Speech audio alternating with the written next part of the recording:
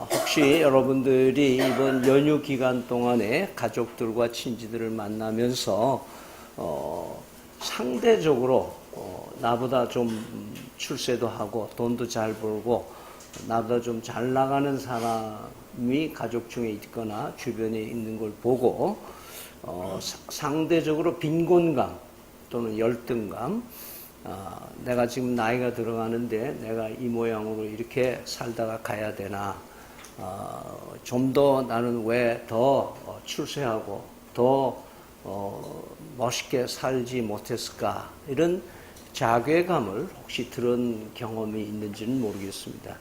그러나 성경 말씀에는 초두에 말씀드렸지만 잘 먹고 잘 살게 해준다는 말보다는 또 아주 명예롭고 크게 성공하는 사람들을 칭송하는 그런 쪽의 말씀보다는 오늘 본문과 같이 의롭게 사는 것. 그러니까 우리는 아무리 잘 나가고 유명해지고 위대한 업적을 남기다 하더라도 바르게 살지 않은 사람은 쳐주지 않는다, 그렇게 얘기를 합니다. 사람들 세계에서도 그런 사람을 쳐주지 않습니다. 몇 년 전부터 우리는 장관급들 전부 이 검증하는 청문회가 있어가지고 성공은 한 것 같은데 모든 것 다 털어보니까 올바르게 살지 못한 그들의 삶들을 보면서 우리는 참 씁쓸한, 이런 지도자들이 이 나라를 이끌어 나가고 있구나 하는 걸 생각할 때 얼마나 우리 자신들이 왜소한지 하는 것들을 느낄 수 있을 것입니다. 그러면서 오늘 성경에는 의를 행하며 살아야 된다라는 걸 얘기를 하고 있습니다. 바로 살아야 되는 것이다. 그럼 의로 사는 길은 어떤 길이 있느냐? 두 가지로 일목요연하게 얘기를 하고 있습니다. 하나는 율법으로 행하여서 의롭게 살아가는 사람 길이 있고, 또 믿음으로 말미암아서 의롭게 살아가는 인생의 길이 있다. 이렇게 두 가지로 말씀하고 있습니다. 그것이 바로 5절과 6절에 얘기하는 것인데요. 이 율법으로 말미암아서 의롭게 살아가는 사람들은 어떻게 사는 사람이냐 하는 것을 여기서 구별해주고 있습니다. 말하자면 율법을 내가 완벽하게 행할 수 없다는 것을 사실은 우리 모든 인간이 솔직하게 인정하고 살아가고 있습니다. 이 성경 기록한 그 당시에 율법을 제일 잘 지킨다고 하는 바리새인들과 서기관들 역시도 내면적으로 자기들은 굉장히 율법을 잘 지킨다고 생각하고 살아갔을진 몰라도 실제로는 그들은 하나님이 옳다고 하는 기준에 맞춰서 산 것이 아니고 자기가 정해놓은 율법을 자기 자신의 잣대로 변화시켜서 내가 만들어 놓은 의에 내가 얼마나 잘 살고 있느냐. 사실 말해서 자기 의를 가지고 살아간 사람들이 대개 율법으로 말미암아 의롭게 산다고 하는 사람들의 모습입니다. 그렇기 때문에 하나님께서는 이미 우리에게 율법이라고 하는 완벽한 것을 허락해 주셨지만은 그들의 마음 속에는 자기 의가 있기 때문에 뭔가 부족하다고 하는 것을 늘 가지고 있어서 좀 다른 게 있어야 되지 않겠느냐, 이렇게 오해를 하기 시작을 하는 겁니다. 그러다 보니까 이 하늘에 올라가겠느냐 무적행으로 내려가겠느냐 하는 막말을 해대는 겁니다. 그러니까 말씀이 이 역사를 이루어 가는데도 불구하고 자기들 생각대로 얘기하는 겁니다. 그러니까 하늘에 올라가겠다고 얘기하는 것이라면은 그 그리스도를 모셔 내리러 가는 거냐? 그거 되는 말이냐? 그리고 무적행에 내려가겠다는 말은 죽은 자 가운데서 예수님을 모셔 올라오려고 하는 거냐? 그러니까 하나님의 구원의 역사의 의미를 인위적으로 자기가 정한 의대로 판단하고 살아가려고 하는 사람들의 모습을 오늘 여기서 얘기를 하고 있는 겁니다. 말하자면 하나님께서는 예수 그리스도를 통해서 율법을 완성해 주셨는데도 불구하고 우리 인간은 율법 외에 완성하신 예수님 외에 또 다른 것으로 채워져야 된다라고 생각하는 잘못된 종교적인 행위의 사람들을 얘기를 하고 있는 것이죠.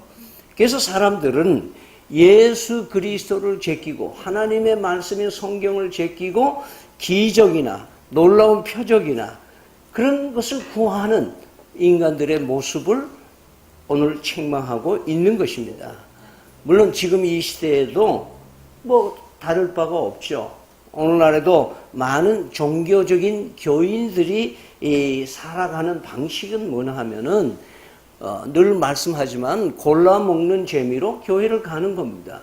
성경을 읽어도 요거는 내가 좋아하는 말씀, 요거는 내가 별로 안 좋아하는 거, 목사님 설교도 요거는 내가 괜찮게 생각하고 저거는 별로다. 이렇게 골라 먹는 재미로 교회를 다니는 사람들이 있다는 것은 상당히 오늘 잘못된 율법주의적인 자기가 주인이 되고 자기가 판단의 주체가 된다고 생각하면서 살아가는 사람의 모습입니다.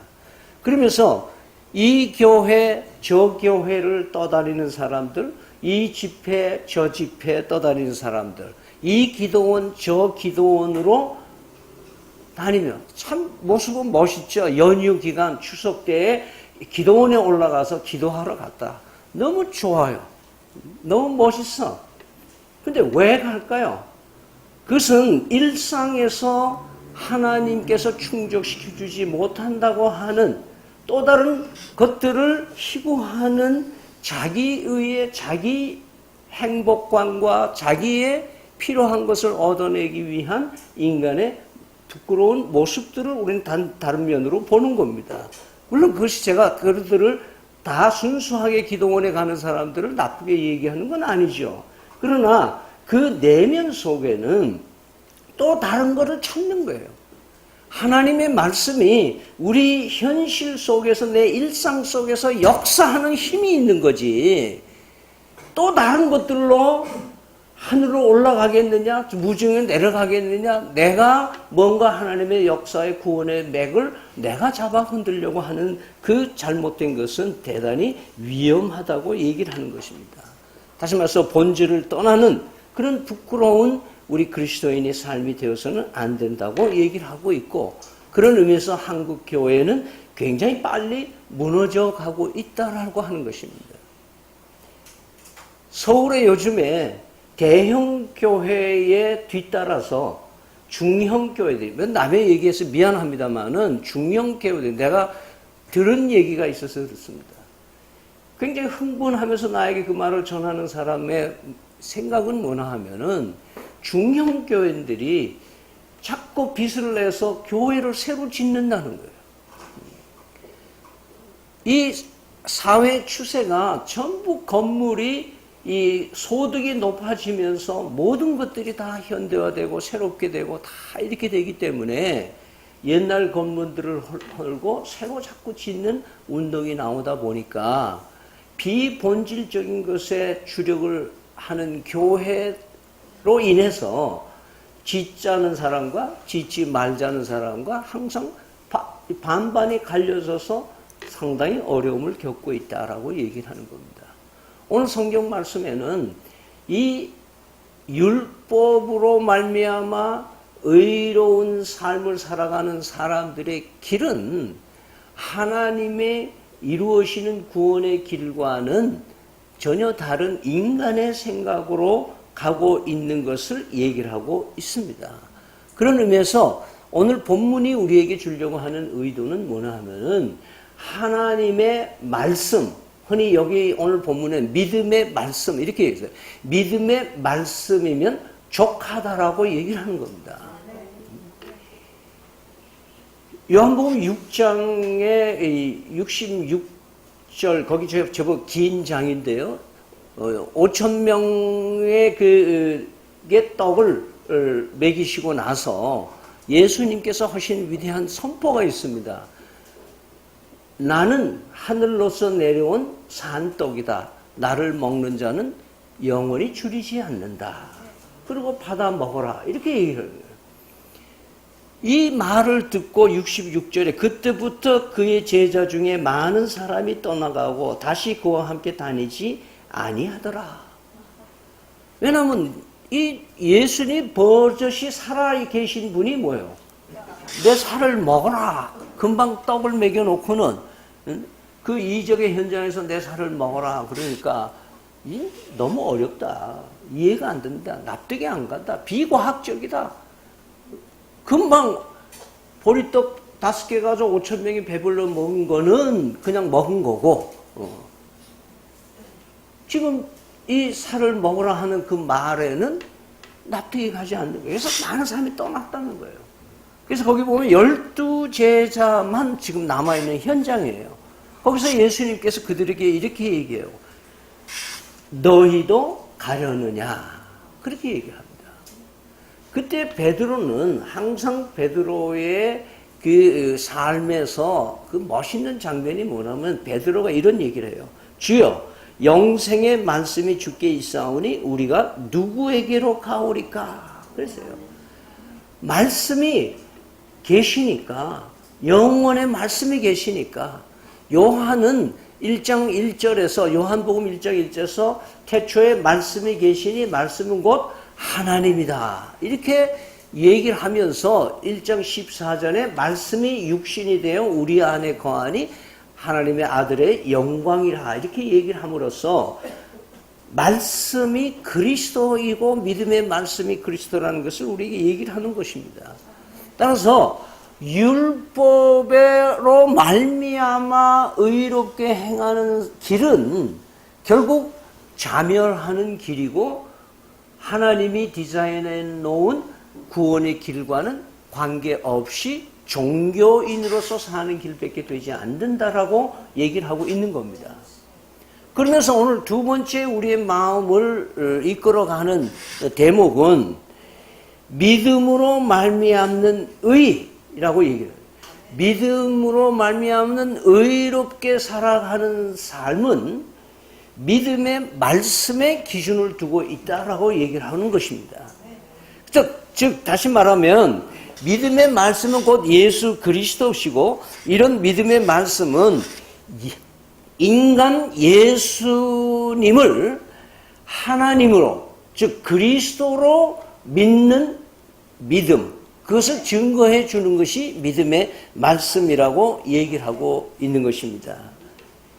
다시 말해서 이 땅에 우리에게 가까이 보내주신 독생자 예수 그리스도를 통해서 율법으로 이루지 못하는 모든 불의한 죄를 십자가에서 담당하시고 3일 만에 다시 살아나셔서 부활의 산 소망을 우리에게 주신 율법을 이루지 못하는 것을 말씀으로 완성하신 예수님의 삶을 우리에게 드러내주고 있는 것입니다. 다시 말해서 구원은 믿음의 말씀으로 가능해졌다라고 얘기를 하는 것이죠. 오늘 그 8절을 보시면은 그러면 무엇을 말하느냐? 말씀이 내게 가까워 내 입에 있으며 내 마음에 있다 하였으니 곧 우리가 전파하는 믿음의 말씀이라. 이것은 신명기 30장 14절을 인용한 얘기입니다. 말하자면 믿음의 말씀이 멀리 저 하늘에 있다든지 저 무지경에 이렇게 있는 게 아니다. 그걸 우리가 길어 올리다든지 끌어내리면서 나에게 가져오는 것이 아니라 하나님께서 아까 요한복음 1장 1절과 14절에 말씀하신 대로 뭐예요? 우리에게 찾아오셔서 우리와 함께 계시면서 우리에게 언제나 손만 내밀면 내 입으로 얘기만 하면 언제나 우리 안에 들어오셔서 나의 구세주가 되실 수 있는 항상 유효한 믿음의 말씀으로 대기하고 계신다라고 말씀하는 겁니다. 그리고는 이 3장, 요한복음 3장 16절에는 하나님이 독생자를 주셨으니 이는 저를 믿는 자마다 멸망치 않고 영생을 얻게 하려 함이라. 믿으면 언제나, 그러니까 너무 어렵고 힘들게 하나님이 복잡하게 연구하고 신학교 가도 풀어지지 아니하고 뭐 박사가 돼도 잘 모르겠고 뭐 이런 게 아니다는 거예요. 응? 글을 해독할 수 없고 모르는 사람, 소위 뭐 죄송합니다만 일자 무식한 사람도 구원받는 길이 있다고 말씀하시는 거예요. 그렇게 쉽게 해놓으셨어요. 그래서 복음은 아주 심플해, 단순해요. 근데 이거를 왜 이렇게 사람들이 복잡하게 얘기하는지 몰라요. 그러고선 뭐 종교개혁 500주년인데 루터가 뭐 칼빈이 어떻고 뭐 그 두꺼운 책들을 읽어봐야 되느니 어쩌리 그렇게 얘기를 해요. 왜 이렇게 복잡하게 얘기해요? 하나님은 복음을, 하나님은 그 사랑이라고 하는 추상적인 개념을 우리 인간에게 설명하기 위해서 많은 글을 써놓은 것 같지만은 글을 써봐야 안 되니까 모르니까. 그래서 히브리서 1장에는 선지자들과 많은 모양으로 다양하게 말씀했지만은 못 알아들으니까 하나님께서 뭐예요? 마지막에 아들로 말씀하셨다 이렇게 얘기해요. 그래서 로마서 8장 로마서 5장 8절에는 우리가 죄인 되었을 때에 그리스도께서 우리를 위하여 십자가에 못 박혀 죽으심으로써 뭐예요? 하나님께서 우리를 사랑하신다는 것을 증명해 보여주셨다라고 하는 거예요. 단순한 거예요. 그런 의미에서 믿음으로 말미암아 살아가는 의라고 하는 것은 뭐냐면 구원받은 백성으로 살아가는 사람이라는 거예요. 여전히 불의한 가운데 사는 인간이고 불의를 저지를 가능성을 가지고 살고 있지만 믿음을 보시고 그리스도의 보혈의 피의 은총으로 나를 보시는 하나님께서는 괜찮아. 너는 내 아들이야. 너는 내 딸이야. 응? 내 아들 예수 그리스도가 네 허물을 다 멀리 해줬어. 다 씻어줬어. 그리스도를 통해서 우리를 바라보시는 하나님은 항상 의롭다고 여겨주신다고 말씀하시는 거예요. 그래서 믿음으로 말미암은 의의 생활은 뭐라고 오늘 설명하느냐 하면은 마음으로 믿고 입으로 시인한다 이렇게 얘기를 했어요. 다시 말해서 마음으로 믿는 믿음은 그냥 마음으로 믿는 믿음은 어떻게 되냐? 입으로 고백하게끔 되어 있다라고 하는 거예요. 나는 마음에는 있는데 입으로는 말할 수가 없다? 그거는 마음으로 믿어지지 않는다는 얘기와 똑같은 거예요. 내가 입으로 시인한다는 말은 다른 말로 말은 confess한 말이에요. 고백하는 거예요. 많은 사람들에게 나 예수 믿어! 이렇게 말하는 거를 말하는 거예요. 하나님 앞에 나가서 하나님 나 예수님을 아들 예수님을 내 그리스도로 내 주인으로 믿어요. 이렇게 말하는 거를 말하는 거예요. 따라서 마음과 입이 한 몸인 것처럼 믿음과 고백이 별개가 될 수가 없는 거예요. 어떤 신학자들은 이런 것들을 자꾸 구별해서 분석을 해요. 그럴 필요가 없는 거예요. 다른 말로 하면 고백이 되지 않는 신앙은 마음으로 믿어지지 않는다라는 것을 알아야 돼요. 그래서 만약 여러분들이 나는 내 입으로 예수님을 구주로 믿는다라고 시인하고 고백할 수 없다면, 공개적으로 내가 할 수 없다면, 그래서 우리가 세례식을 베푸는 건 뭐예요? 그 공개적으로 내가 예수를 믿는다는 걸 많은 사람들에게 발표하는 거예요. 세계, 그래서 세례의 또 다른 의미가 거기 있어요. 요한 1서 4장 15절에 누구든지 예수를 하나님의 아들이라 시인하면 하나님이 그의 안에 거하시고 그도 하나님 안에 거하느니라. 마태복음 16장에 보면은 예수님이 궁금하셔가지고 제자들에게 물어봐요. 야, 사람들이 나를 뭐라 그러느냐? 그러니까 더러는 세례 요한, 더러는 엘리야, 더러는 예레미야 이런 선지자들 중에 한 사람이라 그럴 때요. 그렇게 얘기를 하는 겁니다. 그러니까 예수님이 뭐라고 질문을 하면 그러면 너희들은 나를 누구라고 생각하느냐? 이렇게 묻는 거예요. 아무도 답을 못하고 있는 거예요. 근데 베드로가 주는 갑자기 일어나 무릎 꿇고 예수님 앞에서 주는 그리스도시요 살아계신 하나님의 아들이십니다. 이렇게 고백하는 거예요. 입으로 confess, 고백을 해버린 거예요.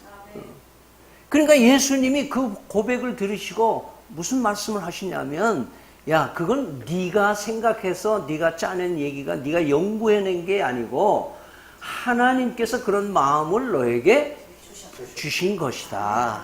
그렇게 얘기를 하는 거예요. 그러니까 마음속에 이미 성령 하나님이 감동을 주셔서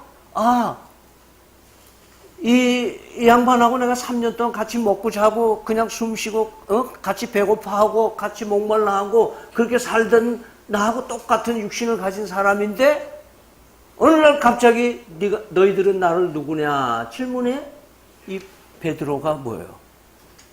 주는 그리스도십니다. 예수님이 그리스도시라는 것을 믿은 것뿐만 아니라 뭐예요? 고백을 했어요. 그래서 믿음은 입이 있다. 그렇게 얘기해요. 믿음이 입이 있어. 근데 믿음의 입이 죽은 사람은 올바른 믿음이 아니라고 말씀하는 거예요. 그러니까 이 믿음은 프라이버시가 아니에요. 여러분들 마음 생각에 내가 내가 교회 다니는 거는 비밀로 열려. 이웃도 몰라, 아무도 몰라. 그냥 나만 그냥 어디 주일날 어디 가면 그냥 좀 마실 나간다. 그러고 그냥 자기만 아는 비밀로 지키는 사람들이 있어. 예수 믿는 것이 무슨 프라이버시인 줄 알아. 내 개인의 비밀. 그러나 나의 신앙을 위해서라도 우리는 때를 따라서 예수님이 나에게 누구냐는 것을 자꾸 말할 수 있어야 돼. 이것을 발설한다 그러죠. 발설해. 영어로는 spell out. 입으로만 중얼중얼대고 생각 속에서만 왔다 갔다 하고 내 마음에서만 그냥 우울하고 그러고 지나지 말고 spell out. 말해! 그 말이에요. 한번 따라해보세요. 예수님은 나의 생명입니다. 예수님은 나의 주인이십니다. 예수님은 나의 하나님이십니다. 예수님은 나의 부활입니다. 예수님은 나의 길입니다. 이 말을 할 수 있는 축복이 여러분에게 있기를 바랍니다. 말을 해야 돼요. 말을. 그럼 말이 안 나가면 어떻게 해야 될까요? 기도해야 돼. 하나님, 이게 왜 예수님을 고백하는 거를 왜 이렇게 무서워하고 잘 안 됩니까? 기도해야지. 그런데 그런 거를 내가 더 나가보지 못하고 그냥 우물우물 시간만 해서 성전 마당만 밟으면 결국은 뭐예요? 내 인생 손해보는 거예요. 그렇잖아요. 그래서 내가 예수를 그리스도로 믿느냐 물으면 예! 믿습니다! 이렇게 말할 수 있는 믿음이 우리 속에 있기를 하나님이 원하신다는 것을 잊지 마시기 바랍니다. 그러면서 이 고백하는 말의 또 다른 한 가지 의미는 뭐냐면 자랑한다는 거예요. 자랑한다의 반대말은 부끄러워한다는 거예요. 그러니까 예수 믿는다는 것을 왜 내가 말로 표현 못하나 하면은 내가 예수 믿는다는 거를 부끄럽게 생각하는 거예요. 요즘 시제 말로 쭈구스럽게 생각해요. 경상도 말 죽을 싫어. 다른 사람이 알까봐. 그래서 마태복음 10장 32절에 너무 잘 아시기 때문에 이런 말씀을 하시는 거예요. 누구든지 사람 앞에서 나를 시인하면 나도 하늘에 계신 내 아버지 앞에서 그를 시인할 것이요. 네가 이 땅에 살면서 나를 아는 척하면 나도 이 다음에 하늘나라 가서 너 지나가면 내가 아는 척 해주겠다.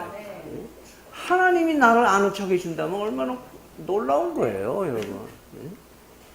마가복음 8장 38절에 누구든지 이 음란하고 죄 많은 세대에서 나와 내 말을 부끄러워하면 인자도 아버지의 영광으로 거룩한 천사들과 함께 올 때에 그 사람을 부끄러워하리라. 네가 나를 부끄러워하냐? 그럼 나도 너를 부끄러워하겠다 이거예요. 누가복음 9장 26절에 누구든지 나와 내 말을 부끄러워하면 인자도 자기와 아버지와 거룩한 천사들의 영광으로 볼 때에 그 사람을 부끄러워하리라. 여러분, 우리 크리스천들이 요즘에 돈 때문에 때로는 뭐예요? 예수 믿는 거를 감추려고 하는 경향이 있어요. 멱살 잡고 싸워야 내 돈이 생기는데, 예수 믿는다 그러면 깔보니까 안 되니까 돈 받아내려면 예수 믿는 거 장치 접어놓고 너 죽자 너 죽고 나 살자 이렇게 싸움을 붙는 거예요. 요즘에는 우리는 사회적인 신분이나 명예 때문에 또는 정치적인 입장 때문에 부끄러워서 자신이 그리스도인이라는 것을 밝히기 꺼려하는 많은 공무원들과 고위직자들도 있다는 것을 보게 됩니다. 여러분, 곤충학자 파브로라고 하는 이 곤충학자가 있어요. 그분이 이 곤충들을 연구하다가 자기 몸에 보호색을 만드는, 그 보호색이라는 것은 자기가 생존하기 위해서 까만 데 가면 까만색, 누런 데 가면 누런색, 노란 데 가면 노란색으로 자기 옷이 바뀌는 그런 곤충이 있다는 거예요. 근데 그 곤충은 자기 보호색 때문에 자기가 오래 살라고 하는데 연구를 해보니까 이 보호색을 가진 곤충들이 빨리 죽는다는 거예요. 훨씬. 요즘 이런 현상이 우리 교회의 종교인들 가운데 있는 거예요. 보호색 교인이 있는 거예요. 그러니까 상황이나 환경에 따라서 자신이 예수 믿는 사람의 옷을 입다가 예수 안 믿는 사람의 옷을 입다가 보호색을 가지고 사는 거예요. 교회에 와서는 너무 좋은데 교회 밖에 나가면 다른 거예요. 우리 그리스도인의 가정의 부모들이 제일 주의할 게 그거예요. 교회에 있을 때 천사 같다가 집에 가면은 아주 다른 사람으로 변하는 부모가 돼버리면은 그 아이는 신앙적으로 크게 힘든 거예요. 이것이 우리가 부모들이 얼마나 잘못 살고 있는 거예요. 그러니까 보호색을 가지고 살아가는 것은 그 속 마음을 들여다보면 뭐냐면은 굉장히 이기적인 신앙을 가지고 있는 거예요. 나에게 보탬이 되면 내가 어디 가서 그 공동체나 그 환경에서 예수 믿는 사람이라고 딱 색깔을 나타내면 좀 나에게 덕이 있고 이익이 있을 거다 생각하면 뭐예요? 나는 교회 나가고 예수 믿는 사람이고 몇 대째 교인이고 막 이래 나가. 그런데 내가 예수 믿는 거를 알리면 불이익을 당하거나 또는 왕따 되거나 조금 손해볼 것 같으면 뭐예요? 아예 무신론자처럼. 더군다나 이 교회에 대해서 너무 잘 알고 까칠하게 맨날 비판하는 사람 딱 만나면 뭐예요? 논쟁도 하기 싫고 그러니까 어때요? 그냥 말 안 하는 거예요. 예수님이 그리스도인 것을 시인하지 못한다는 것은 부끄러워한다는 것이기 때문에 이것은 우리는 복음을 복음으로, 말씀을 말씀으로 여기지 않는 우리의 연약함이 있다는 것을 이 시간 우리는 깨달을 수 있기를 바랍니다. 그 바울 사도는 로마서를 처음 펼 때 1장 16절에 내가 복음을 뭐 하지 않는다? 부끄러워하지 않는다. 자기가 예수 믿는 사람들을 때려잡으러 다니던 사람인데 예수님 만나가지고 변화됐는데 부끄러우려면 얼마나 부끄러운 게 많을 거예요. 그런데도 불구하고 바울은 부끄러워하지 않는다. 부끄러워하지 않는다. 복음을 부끄러워하지 않는다. 복음은 모든 믿는 자에게 구원을 주시는 하나님의 능력이 되기 때문에 그렇다. 우리가 왜 복음을 부끄러워하느냐? 우리는 나를 위하여 십자가를, 부끄러움을 참으시고 부끄러움을 이기시고 부끄러움을 개의치 않으시고 십자가를 지신 예수님에 대한 은혜가 부족해서 그런 거예요. 저는 저희 어머님이 학교에 거의 와보신 적이 없어요. 근데 중학교 1학년 때인가 제가 그날 저희 어머님이 좀 동작이 늦으세요. 근데 가야 되는데 도시락이 준비가 안 된 거예요. 그래서 그냥 화가 나서 그냥 학교로 온 거예요. 그런데 그날 점심시간에 수희 아저씨가 야 의신아 일로 오라. 그래서 가니까 야 너희 어머니가 도시락 놓고 갔어. 그런 거예요. 그런데 갑자기 제가 얼굴이 빨개지면서 창피한 거예요. 여러분 장본사님 그 아시잖아요. 그런 어머님이 그때는 더 이렇게 하셨는데 우리 어머니가 학교까지 왔었구나. 그게 창피해서. 그런데 그해 여름인가 저희 대청마루에서 낮잠을 자고 있는데 그 수도가 집 앞에 있으니까 이제 새빵 사는 분들하고 앉아서 뭐 씻고 담화를 하는데 어렴풋이 들리는 소리인데 우리 어머니가 아들 자랑을 하는 거예요. 아들 자랑을 하는 거예요. 성적표도 겨우 낙제를 면하는 성적표를 가져왔는데 야, 너 나보다 잘했구나. 그러시는 어머니. 사고치고 못돼 먹은 아들을 그래도 동네 사람들한테 자랑스러워 하시는 어머니의 모습을 보면서 우리는 예수 그리스도께서 나 같은 죄인과 친구 돼봐야 진짜 부끄러워할 분은 예수님이신데 근데 그 예수님이 나 위해서 모든 부끄러움을 개의치 않으셨다. 여러분 33살에 장정이 뻘거벗겼어요. 우리 그 그림 그리는 사람들은 점잖게 뭘 입혀놨지만은 원래는 전나로 높이 많은 사람들이 보도록 그 부끄러운 나무에 매어 달려서 예수님이 여러분 그 예수님이 나를 위해서 모든 부끄러움을 대신해 주셨다고 하는 것을 믿으신다면 여러분 예수님을 마음에 믿고 입으로 시인하며 자랑할 수 있는 믿음의 사람들이 다 되시기를 기원드립니다. 한 번씩 기도하겠습니다.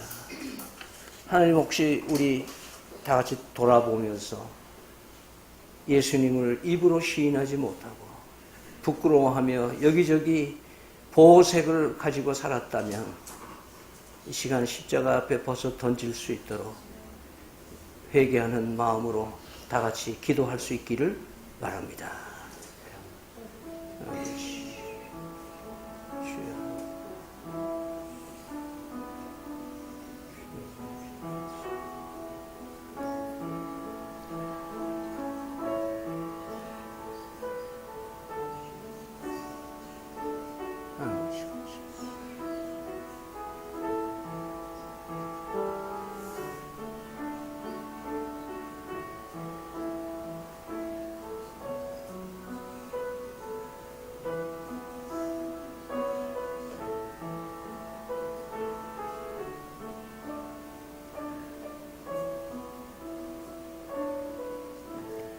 사랑의 하나님, 마음으로 믿어 의에 이르고 입으로 시인하여 구원에 이르는 이 말씀을 새깁니다. 인생을 살아가면서 예수님은 나의 구주라고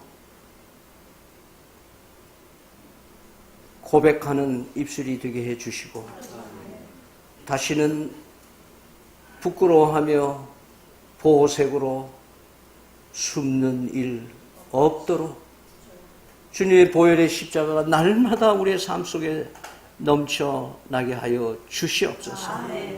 지금은 우리 주 예수 그리스도의 은혜와 살아계신 하나님 아버지의 극진하신 사랑과 성령의 교통하심이 부끄러움을 개의치 않으시고 십자가를 주신 예수님의 은혜를 바라보며 오늘도 입으로 고백하며 자랑하며 살기를 다짐하는 성도들 머리머리 위에 영원토록 함께 계실지어다. 아멘.